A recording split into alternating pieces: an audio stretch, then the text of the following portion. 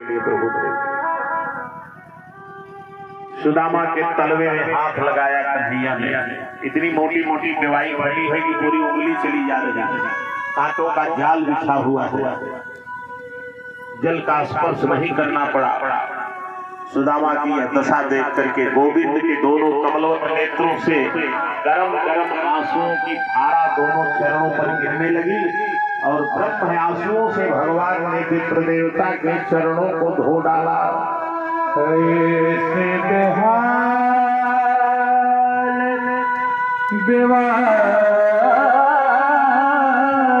सो पग कंटक जाल लगे पुनि झोरे। आए महादुख पायो सखा तुम आए तैन किते दिन होए। देखी सुदामा की दशा, देखी सुदामा की दशा, करुणा करके करुणा निधि रोए। आगे परात हाथ छुओ नहीं, नैन के नैन सो कर रोए। आगे परात हाथ छुओ नहीं, नैन के जल सो कर धोए। शरण धो करके विधिवत षोडशोपचार पूजन किया भगवान ने सुदामा का। 56 भोग आकर के थाली में रख दिया गया प्रभु को।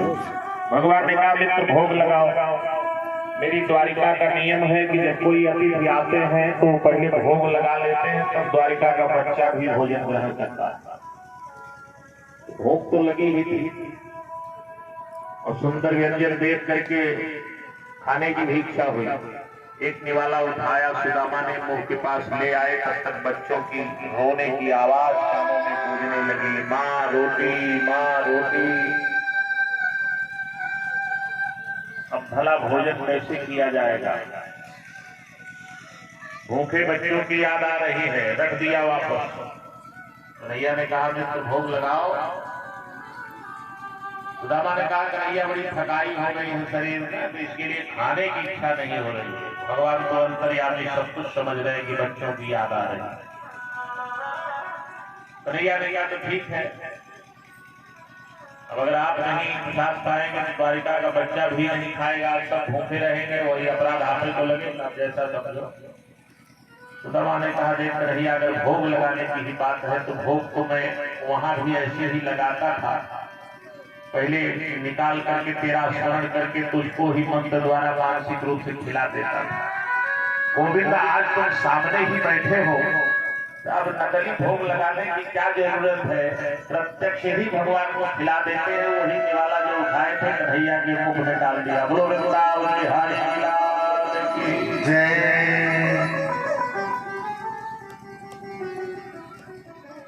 भोजन के बाद भगवान बोले चलिए मित्र जब इतने थके हैं तो थोड़ा आपकी चरण सेवा करते हैं। कितने ब्राह्मण भक्त हैं प्रभु, आतिथ्य सत्कार कोई भगवान से सीख के बने। ले जाकर सोने की पलंग पर सुदामा को लेटा दिया। प्रभु चरण दबा रहे हैं। इतनी दास दासियां सेवकों के होने के बाद भी रानियां बड़े आश्चर्य में कि आखिर श्रीमान जी हैं कौन? इनको मिलने के लिए प्रभु इतनी व्याकुलता से दौड़े, मुकुट फेंक के, पीताम्बर फेंक के, नंगे पांव। दास दासियों के बाद भी अपने हाथ से इनका चरण धोए, पूजन किए, चरण दबा रहे हैं। आखिर श्रीमान जी हैं कौन? तब हिम्मत करके रुक्मिणी जी ने प्रभु से पूछा सरकार कि विप्र देवता का कुछ परिचय उसे बताएंगे? तो भगवान बड़े विनोदी हैं। अब अंतर्यामी है, उसको जानते भी हैं कि चना सुदामा ने क्यों खाया, लेकिन भगवान परम कौतुकी है। तो दिनों दिन भगवान ने कहा देखो रुक्मिणी अगर सही परिचय इनका जानना चाहती हो ना कि 1 नंबर के साथी चोर है।